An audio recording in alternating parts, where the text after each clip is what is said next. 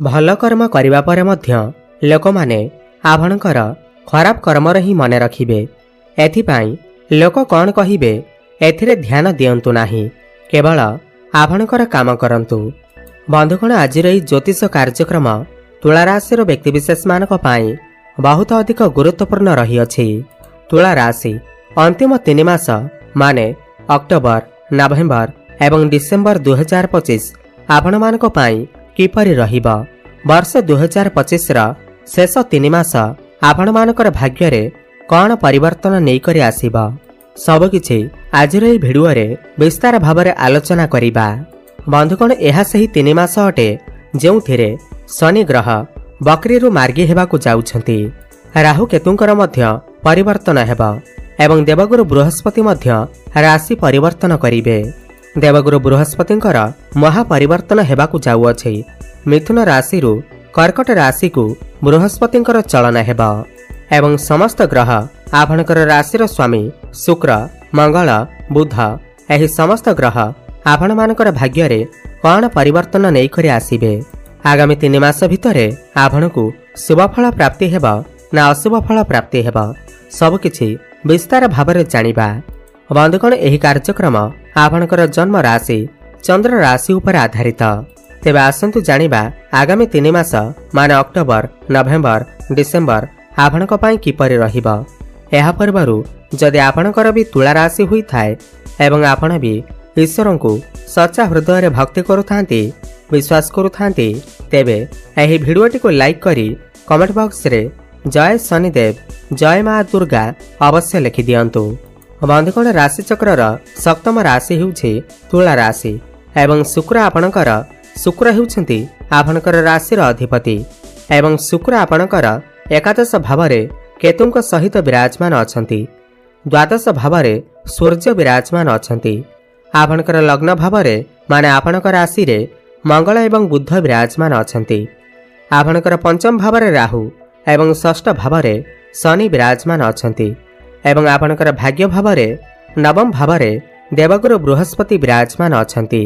यह अक्टोबर 2025 मसीहार लग्न चार्ट अटे। सबुठु प्रथमे आपणकर राशिर स्वामी शुक्रंक ठारू आरंभ करिबा। राशिर स्वामी शुक्र अक्टोबर रे आपणकर एकादश भाव में चलन करिवे एवं 9 अक्टोबर रु नै करी 2 नवेम्बर पर्यंत आपणकर द्वादश भाव में चलन करिवे। 9 अक्टोबर को शुक्र आपणकर द्वादश भाव को चलन करिवे एवं सेठारे 2 नवेम्बर पर्यंत रहिबे एवं निचस्थ होइजिबे। राशिर स्वामी जेतेबेले द्वादश भाव में चलन करती यह आपणकर इम्यूनिटी सिस्टम को कमजोर करिथांती। आपणकर टिके स्वास्थ्य जनित समस्या देखा देई पारे। द्वादश भाव हॉस्पिटल भाव होई थाए। आपणको कोनोसी ना कोनोसी दिगरु हॉस्पिटल चक्कर मध्य काटिबाको पड़ी पारे। 9 अक्टोबर परे जदि आपण कोउठी बाहर को जाउछंती, कोनोसी लॉन्ग ट्रैवल ले जाउछंती, आपण आपणकर खाद्यपेय उपरे विशेष ध्यान रखंतु, नहेले इन्फेक्शन, एलर्जी किंबा थंडा काश एवं ज्वर भली समस्या देखा देई पारे। किंबा आपणकर मुंड बिंधा भली समस्या किंबा माइग्रेन भली समस्या देखा देई पारे। जे मानकर लिभर रे किंबा किडनी रे किछि समस्या थिला ताहा मध्य बढ़ी जाई पारे। एथि प्रति आपण टिके ध्यान देबे। केवल 9 अक्टोबर रु नै करी 2 नवेम्बर पर्यंत आपण टिके आपणकर स्वास्थ्य रे ध्यान रखंतु एवं एही समय मध्यरे आपण किछि भी बड़ डिसिजन नियंतु नाही। तरबर होई कोनोसी कामर आरंभ करंतु नाही, कोनोसी शुभ कार्य करंतु नाही। एहा परे शुक्र आपणकर लग्न को माने निजर स्व राशि को चलन करिवे 2 नवेम्बर रु नै करी 26 नवेम्बर पर्यंत एवं आपणकर प्रथम भाव में शुक्र मालव्य नामक राजयोगर निर्माण करिवे। तो 2 नवेम्बर रु नै करी 26 नवेम्बर पर्यंतर समय आपणक पई बहुत ही उत्तम रहिबा। काहेकि ना आपणक राशि रे राजयोगर निर्माण हेबा। मालव्य नामक राजयोग कालपुरुषर कुंडली रे मालव्य राजयोग को अत्यंत शुभ बोली माना जाइथाए, अत्यंत लाभदायक माना जाइथाए। 2 नवेम्बर परे आपणकर इम्यूनिटी सिस्टम मजबूत रहिबा। पूर्वरु जहाँ भी किसी स्वास्थ्य समस्या लगी रहुथिला ताहा मते दूर होई जिबा। आपण एहा परे कोनोसी भी बड़ डिसिजन नै पारिबे, बड़ इन्वेस्टमेंट करि पारिबे, बड़ कार्यर आरंभ करि पारिबे। शुक्र जेतेबेले आपणकर प्रथम भाव को आसीबे आपणकर भितर ज्ञान बढ़िबा। केहि भी आपणकर बोका बनै पारिबे नाही। आपण बहुत अधिक चतुर चालाक एवं एक्टिव रहिबे। जदि आपण किछि बड़ कार्य आरंभ करने को चाहूले, बड़ प्रोजेक्टर आरंभ करने को चाहूले, बड़ इन्वेस्टमेंट करने को चाहूले ताहेले करिपारिबे। समय आपणक पई अत्यंत शुभ रहिबा। एवं 26 नवेम्बर पर शुक्र आपणकर द्वितीय भाव को चलन करिवे, तो यह आपणकर घर परिवार पई अत्यंत शुभ समय अटे।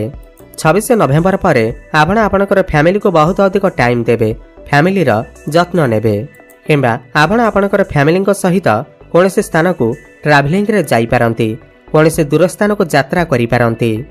एबे कथा हेबा देवगुरु बृहस्पति विषय रे, काहेकि ना बृहस्पति हेउछंती ज्ञानर कारक ग्रह। समस्त ग्रह मानक भितरे सबुठार शुभ ग्रह हेउछंती देवगुरु बृहस्पति। तो तांकर राशि परिवर्तन आपणक पई आपणकर जीवन रे अनेक परिवर्तन आनी थाए। तो आगामी 3 मास भितरे बृहस्पति आपणको की फल प्रदान करिवे आसंतु जानिबा। वर्तमान देवगुरु बृहस्पति आपणकर नवम भाव रे माने भाग्य भाव रे चलन करूछंती एवं गुरुंकर महापरिवर्तन हेबाकू जाउअछि। 19 अक्टोबर नै करी 3 डिसेम्बर पर्यंत गुरु आपणकर दशम भाव रे माने क्यारियर भाव रे चलन करिवे। गुरु आपणकर दशम भाव रे बसी उच्च फल प्रदान करिवे, काहेकि ना गुरु दशम भाव रे उच्चस्थ हेबे। पूरा 12 वर्ष पर गुरु आपणकर दशम भाव को चलन करूछंती। सबुठु प्रथमे तो यह आपणकर मैनेजमेंट को ठीक करदेबे। यह सहित आपणकर कम्युनिकेशन स्किल बहुत अधिक भल रहिबा, आपणकर ज्ञान बढ़िबा। जदि आपण आपणकर क्यारियर को नहीं बहुत अधिक स्ट्रेस भितर थिले, बहुत अधिक समस्या भितर थिले, चिंताग्रस्त थिले, किंबा आपणकर क्यारियर को नहीं आपणकर मन भितर जदि किछि डर थिला, मु निश्चिंत आपणको कहिबे एही गुरुंकर आपणकर दशम भाव को चलन करिबा यह आपणकर जीवन रे बहुत ही बड़ परिवर्तन आनिबा को जाउअछि। आपणकर क्यारियर दृष्टि गुरुंकर दशम भाव को आसीबा आपणक पई अत्यंत शुभ फल प्रदान करिबा। जदि आपणकर मन भितरे एही प्रश्न अछि कि आपणको केबे जॉब प्राप्ति हेबा, चाकरी प्राप्ति हेबा, किंबा आपणकर चाकरी रे केबे प्रमोशन हेबा, किंबा आपणकर मन भितरे यह प्रश्न आसुछि कि आपण आपणकर क्यारियर रे केबे उन्नति करिवे, आपण आपणकर क्यारियर रे किंबा जॉब रे केबे परिवर्तन करिवे, केबे ट्रांसफर करिवे, तो मैं आपको कहिबे एही चलित वर्षर सबुठार भल समय जहाँकि आपणकर क्यारियर पई आसुअछि ताहा 19 अक्टोबर नै करी 3 डिसेम्बर पर्यंत जेतेबेले गुरु आपणकर दशम भाव को चलन करिवे, तो आपणकर क्यारियर बहुत ही अधिक भल रहिबा। आपण आपणकर क्यारियर रे उन्नति करबा सहित प्रमोशन मध्य मिलिबार संभावना बनुअछि एवं बेरोजगारी लोक मानकु नूतन चाकरी मध्य प्राप्ति हेबा। पुणी देवगुरु बृहस्पति 3 डिसेम्बर को बकरी होई करी पुणी थरे आपणकर भाग्य भाव को चलन करिवे। तो 3 डिसेम्बर पर आपण आध्यात्मिक यात्रा करि पारंती। आपणकर मन धर्माड़क अग्रसर होई पारे, कौनसी धार्मिक स्थान को यात्रा करि पारंती। यह आपणकर शिक्षा क्षेत्र पई बहुत भल समय अटे। गुरु आपणकर भाग्य भाव रे बसी आपणकर लग्न को एवं पंचम भाव को देखिबे। यार माने हेउछि आपणकर फैमिली प्लानिंग को नहीं यह बहुत भल समय अटे। नूतन दंपति माने जो माने भी संतानर आशा रखिथिले सेमानकु संतान सुख मध्य प्राप्ति होई पारे। शिक्षा क्षेत्र रे आपण बहुत अधिक उन्नति करिवे। जदि आपण किछि उच्च शिक्षा करबा को चाहउछंती, कोनोसी कंपटीशन रे जेबा को चाहउछंती, कोनोसी नूतन स्थान रे एडमिशन नेबा को चाहउछंती, किंबा पाठपढ़ा रे किछि भी बड़ परिवर्तन करबा को चाहउछंती, एही समय आपणक पई अत्यंत शुभ रहिबे। आपण जहा इच्छा करि परिबे, शिक्षा क्षेत्र रे बड़ परिवर्तन करि परिबे। एबे कथा हेबा शनि विषय रे, जे कि आपणक राशि पई सबुठारु जोगकारक ग्रह अटंती। कर्म फलर दाता न्यायर देवता शनिदेव वर्तमान आपणकर षष्ठ भाव रे बकरी चलन करूछंती। एहा पर शनिदेव बकरी रु मार्गी चलन करिवे। शनि आपणकर षष्ठ भाव रे बकरी हेबा यह आपणक पई खराब फल देउ नाही। शनि एठारे बसी आपणकु शुभ फल ही प्रदान करिवे। षष्ठ भाव आपणकर ऋण करजर भाव होइथाय, रोग रिपुर भाव होइथाय, शत्रुर भाव होइथाय। यार माने हेउछि पूर्वर जदि आपण किछि ऋण नेइछंती, करज नेइछंती, एही समय मध्यरे आपण सेही ऋण को सुझिबारे सक्षम हेबे एवं चेष्टा मध्य करिवे एवं समस्त ऋण को मध्य सुझि पारिबे। किंबा जदि आपणकर किछि कोर्ट कचेरी मामला चली अछि तो मामला आपणक सपक्ष रे जाई पारे। किंबा जदि आपण किछि कंपटीशन रे जिबाकू चाहुथिले, ताहा छोट हो किंबा बड़ हेउ, तो सेही कंपटीशन रे आपण को सफलता प्राप्ति हेबा। किंतु 28 नवेम्बर को जेतेबेले शनि बकरी रु मार्गी चलन करिवे तो यह आपणकर लॉन्ग ट्रैवल को नहीं बहुत भल समय अटे।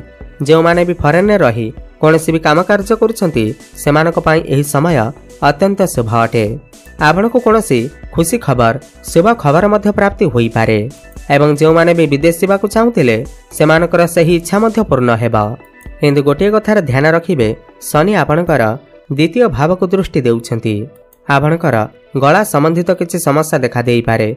इन्फेक्शन पार्टी किछि समस्या देखा देई पारे।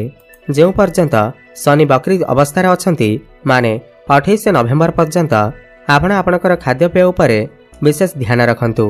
17 अक्टोबर नहीं करी 17 नवेम्बर पर्यंत सूर्य आपणकर प्रथम भाव को आसीबे तो समाचार आपण को मान प्रतिष्ठा लोकप्रियता हासिल हेबो। किंतु आपणकर प्रेम जीवन रे टिके समस्या देखा देई पारे। आर्गुमेंट देखा देई पारे। एथिप्रति आपण टिके ध्यान देबे। नवेम्बर मास परे आपणकर प्रेम जीवन रे जहाँ भी किसी समस्या रहिथिबा ताहा सब दूर होई जिबा। आपणक भितरे भल पाइबा बढ़िबा। आपणक भितरे तालमेल ठीक रहिबा। रमण सुख आपणक प्राप्ति हेबा। एवं जो पिलामानकर विवाह होई नाही सेमानकर घर को विवाह प्रस्तावना आसी पारे एवं विवाह फाइनल मध्य होई पारे। तो आपणकु कौन उपाय करने को पड़िबा जहाँ भी किसी समस्या रहुअछि ताहा दूर होई पारिबा। सबुठ प्रथम तो आपण शुक्रंकर बीज मंत्र जप अवश्य करंतु। ओम द्रांग द्रिंग द्रंग सह शुक्राय नमः 108 थर प्रत्येक दिन जप करंतु। प्रत्येक दिन हनुमान चालीसा पाठ करंतु एवं सूर्य को जलार्घ्य अर्पण करंतु। शुभफल प्राप्ति हेबा सहित आपणकर भाग्य रे उन्नति आसीबा। धन्यवाद।